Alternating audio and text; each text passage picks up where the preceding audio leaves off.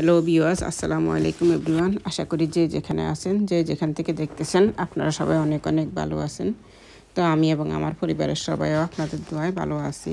তো যাই হোক ভিউয়ার্স, আজকে আমি আপনাদের মাঝে আরেকটা নতুন রেসিপি নিয়ে ফিরে এসেছি। তো আজকের রেসিপিটা হলো খুবই সিম্পল কিন্তু খুবই মজাদার। তো যাই হোক ভিউয়ার্স, আজকে আমি আপনাদেরকে করে দেখাবো পটলের ভর্তা, পটলের ভর্তা কিভাবে করতে হয়। তো আমার পটলগুলো হলো চাইনিজ পটল, আমাদের বাংলাদেশি পটল না, চাইনিজ পটল। তো বাংলাদেশে এরকম বাংলাদেশি পটল দিয়েও সেমভাবে তাওয়ার মধ্যে পুড়িয়ে ভর্তা করে। তো যাই হোক, আমিও সেমভাবে আমার এই চাইনিজ পটলগুলো তাওয়ার মধ্যে একটু হালকা সরিষার তেল দিয়ে ভেজে আমি ভর্তাটা করেছি। তো আপনাদেরকে প্রসেসিংটা এখন আমি দেখাবো কিভাবে করেছি। তার আগে আমি বাগান থেকে পটলগুলো উঠিয়ে নিব। তো এই পটলটা খুবই মজা, ভর্তা বানিয়ে খেলে একদম। এই পটলটা খুবই সফট, রান্না করক, ভাজি করক আর ভর্তা বানাক, এটা খুবই সফট, এর জন্য মানে বেশি মজা লাগে আরও। তো যাই হোক ভিউয়ার্স, দেখতে পাচ্ছেন অনেকগুলা পটল হয়ে আছে আমার বাগানে। তো আসলে একভাবে খেলে তো সবসময় মজা লাগে না, কোনো সময় ভাজি করে খাই, কোনো সময় রান্না করে, কোনো সময় আবার ভর্তা বানিয়ে খাই। তো আজকে ভাবলাম যে আপনাদের সাথেও শেয়ার করি আমি এই পটলের ভর্তাটা কীভাবে বানাই।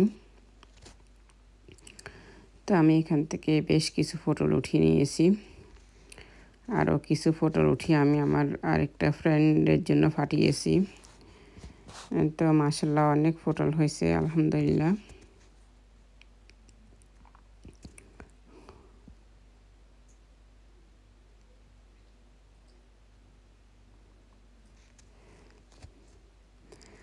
তো যাই হোক ভিউয়ার্স, আমি এখান থেকে কিছু পটল উঠিয়ে নিব। তার আগে আমি আপনাদের সাথে একটু শেয়ার করতেছি যে কত সুন্দর হয়ে পটলগুলা ধরে আছে। আসলে খাওয়া বড় কথা না, এগুলো আসলে যেভাবে ধরছে মানে এটা দেখলে ভালো লাগে। তো যাই হোক, গাছের ফল আসলে এটা আল্লাহর হুকুম, কত সময় ধরে কত সময় আবার ধরে না। তো আলহামদুলিল্লাহ আমি 3 বছর যাবতে করতেছি এই পটলটা, খুবই ভালো ধরে আমার, আলহামদুলিল্লাহ। তো যাই হোক ভিউয়ার্স, দেখতে পারতেছেন আমি এই পটলটুকু উঠিয়ে নিয়েছি ভর্তার জন্য। তো এগুলোকে আমি বাসায় নিয়ে প্রথমে ওয়াশ করব। আমি ভিতরের বিচিগুলো আমি এখন ফেলবো না, আমি ভিতরের বিচি সব ওয়াশ করে আমি তাওয়ার মধ্যে এটাকে হালকা ভেজে নিব, হালকা তেল দিয়ে। বিচিগুলো আমি ভাজার পরে আলাদা করব। বিচি সহ পুরা পটলটাকে আর কি তাওয়ার মধ্যে ভাজলে সিদ্ধ হইতে আর কি সুবিধা হয়, আর উল্টিয়ে পাল্টিয়ে দিতেও একটু সুবিধা হয়, আপনারা দেখতে পারবেন। তো যাই হোক ভিউয়ার্স, আমি এখন বাজার প্রসেসিংয়ে চলে আসছি। তো আমি পটলগুলোকে ওয়াশ করে একটা বাটিতে নিয়ে নিয়েছি, পুরাই রেখে দিয়েছি, একদম আস্ত রেখে দিয়েছি। তা আমি আর কেটে বিচিগুলো এখন বের করি নাই। তো আমি কুকারে একটা তাওয়া বসিয়ে দিয়েছি, তাওয়ার মধ্যে আমি একটু সরিষার তেল দিয়ে নিতেছি। তাহলে পটলগুলো আর কি ফুটতে ভালো হবে, ভাজতে ভালো হবে, এটা হালকা ভাজাও হবে, পুড়াও হবে। তো যাই হোক ভিউয়ার্স, দেখতে পাচ্ছি আমি সবগুলা পটল এখন এই তাওয়াটার মধ্যে দিয়ে দিব। এই পটলগুলো যে এত সফট, মানে এত কুইক হয়ে যায়।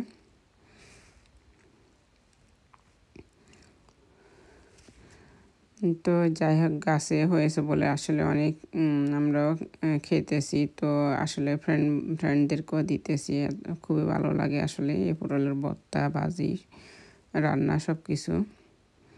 আর এটা এত সফট, সেজন্য বাচ্চারাও পছন্দ করে পটলের সবজিটা। তা আমি সবগুলা পটলকে দিয়ে একটা ঢাকনা দিয়ে ডেকে দিব কিছু সময়ের জন্য, তাহলে সিদ্ধ হইতে সুবিধা হবে, খুব তাড়াতাড়ি আরও সিদ্ধ হয়ে যাবে। তো এই পটলগুলা দেখতে তো অনেক লাগতেছে, কিন্তু একটু পরে কিন্তু এগুলো একদম সফট হয়ে একটু হয়ে যাবে।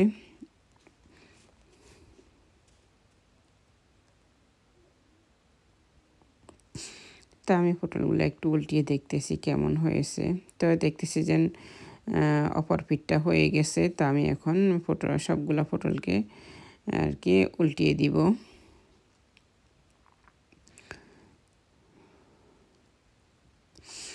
তো যাই হোক ভিউয়ার্স, আপনারা বাংলাদেশি পটলটা দিয়ে এভাবে ভর্তা করে খেতে পারেন। তারপরে যাদের চাইনিজ পটল আছে, আমার মতো এরকম পটল আছে, তারা আপনারাও এরকম ভর্তা বানিয়ে খেয়ে দেখবেন, খুবই মজা।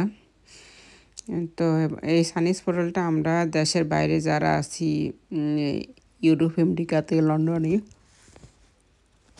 আশা করি অনেকে এই পটলটা চিনেন, অনেকে এই পটলের গাছটা লাগান।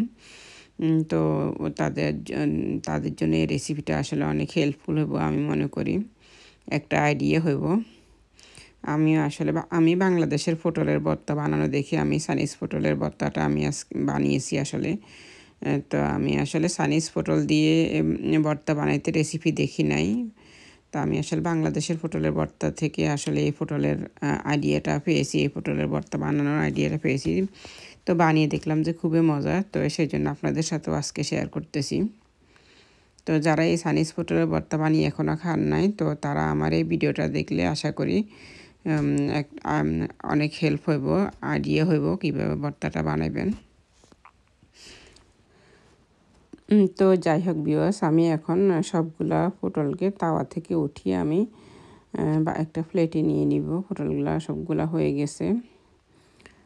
তো যাই হোক, তো আমি প্লেটে উঠিয়ে নিয়ে একটু ঠান্ডা হলে আমি ভিতরের বিচিগুলো সব আলাদা করে নিব। তো ভিতরের বিচিগুলো সব কিন্তু একদম ফেকে কালো হয়ে গেছে। তো আমি যদি বিচি রাখার প্রয়োজন থাকতো তাহলে আমি কাঁচা অবস্থায় কেটে রেখে দিতাম। তো আমার বাসায় অনেক পটলের বিচি আছে, সেজন্য আমি আর রাখি নাই আর কি, সেজন্য বিচি সহ দিয়ে দিয়েছি। তো পটলগুলো ভাজার পরও বিচিগুলো আলাদা করা যায়, কোনো সমস্যা নেই। পুরা পটলটা আর কি ভাজা করলে এটা মানে ভিতরে সিদ্ধ হইতে সুবিধা হয়। তো যাই হোক, এখানে আমি মরিচের ক্রাশ করা মরিচের গুলো আর কি ভাজতেছি। আমার হাজবেন্ড এরকম মরিচ নিয়ে আসছিল আর কি, তো ক্রাশ করা কাঁচা শুকনা মরিচ। তো আমি এগুলোকে আর কি ভাজতেছি ভর্তার জন্য। তো আমি ভেজে রেখে দিয়েছি। তো আমি এই যে দেখতে পারতেছেন, আমি পটলের ভিতর থেকে সবগুলা বিচিকে বের করে রেখেছি আপনাদেরকে দেখানোর জন্য। তো যাই হোক, আমি মরিচগুলো যে ভেজেছি ওইখান থেকে একটু মরিচ পরিমাপ মতো ক্রাশ করা মরিচ আমি নিয়ে নিয়েছি, শুকনো মরিচের ক্রাশ করা। তো ধনিয়া পাতা, একটা পেঁয়াজের হাফ নিয়েছি। অল্প পরিমাপে আমি 1 টিস্পুনের হাফ টিস্পুন লবণ নিয়েছি। এখানে আমি হাফ টিস্পুন লবণ নিয়েছি। তার পটলগুলোকে আমি ছুরির সাহায্যে একটু কেটে নিয়েছি সৌন্দর্যের জন্য। তো না কাটলেও চলবে, এগুলো আসলে খুবই নরম, না কাটলেও চলতো আসলে। তো যাই হোক, তারপর আমি একটু কেটে নিয়েছি। আপনারা চাইলে না কেটেও এটা বানিয়ে নিতে পারবেন, এটা খুবই নরম এই পটলের ভর্তা। তো যাই হোক, আমি লবণ, তারপরে ধনিয়া পাতা, পেঁয়াজগুলোকে প্রথমে কষলিয়ে একদম নরম করে নিব। তারপরে আমি তো যাই হোক ভিউয়ার্স, এই পেঁয়াজ ধনিয়া পাতাগুলো একদম ভালোভাবে নরম হয়ে গেলে আমি মরিচের ক্রাশ করা মরিচগুলা, ভাজা মরিচগুলা দিয়ে দিব এর সাথে, দিয়ে একটু হালকা নাড়াচাড়া করে একটু 1 টিস্পুন সরিষার তেল দিয়ে দিব তার সাথে, দিয়ে পটলগুলো অ্যাড করে দিলে আমার রেডি হয়ে গেল পটলের ভর্তা। তো যাই হোক, খুবই ইজি, খুবই সিম্পল আর কি বানাইতে, তো খেতে কিন্তু খুবই মজা। তো এই যে ভিউয়ার্স দেখতে পারতেছেন, এখানে আমি 1 টিস্পুন সরিষার তেল দিয়েছি আর ক্রাশ করা মরিচগুলো দিয়ে দিয়েছি। তো একটু নাড়াচাড়া করে আমি ভাজা পটলগুলো এখানে দিয়ে দিব। তো এই পটলটা আমি একটু সরিষার তেল দিয়ে আর কি আমি তাওয়ার মধ্যে একটু ভেজে নিয়েছি। আপনারা চাইলে তেল ছাড়াও ভাজতে পারেন, এটা যার যার ইচ্ছা।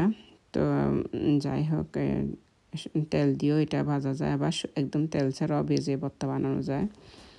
তো যেহেতু আমি সরিষার তেল দিয়ে ভর্তাটা বানাবো, তো ভাবলাম যে একটু সরিষার তেল দিয়ে ভেজেও নিই। তো যাই হোক ভিউয়ার্স, আমার ভর্তাটা রেডি হয়ে গেছে। তো তো এই ভর্তাটা দিয়ে ভাত খেতে কিন্তু খুবই মজা লেগেছিল, খুবই সুস্বাদু হয়েছিল। দেখতে যেমন সুন্দর হয়েছিল, খেতেও খুব মজা হয়েছিল। আর সবচেয়ে বড় কথা, এটা খুবই সফট, এই সবজিটা খুবই মজার। আর বিচিগুলো খুব সহজে আলাদা করা যায়, আলাদা হয়ে যায়। আমাদের বাংলাদেশের পটল থেকেও মানে এটা ভর্তা বানাইতে খুব সহজ।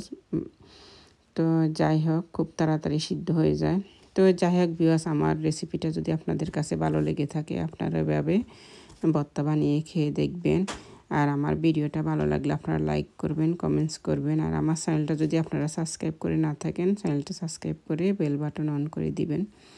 আপনাদের ফ্যামিলি ফ্রেন্ডের সাথে শেয়ার করবেন। তো যাই হোক ভিউয়ার্স, আপনারা সবাই ভালো থাকবেন, সুস্থ থাকবেন। আবার অন্য কোনো সময় অন্য কোনো ভিডিও নিয়ে, অন্য কোনো ব্লগ নিয়ে, রেসিপি নিয়ে আপনাদের মাঝে আবার ফিরে আসব। সেই পর্যন্ত আপনারা সবাই ভালো থাকবেন, সুস্থ থাকবেন। আল্লাহ হাফেজ। আসসালামু আলাইকুম এভরিওয়ান।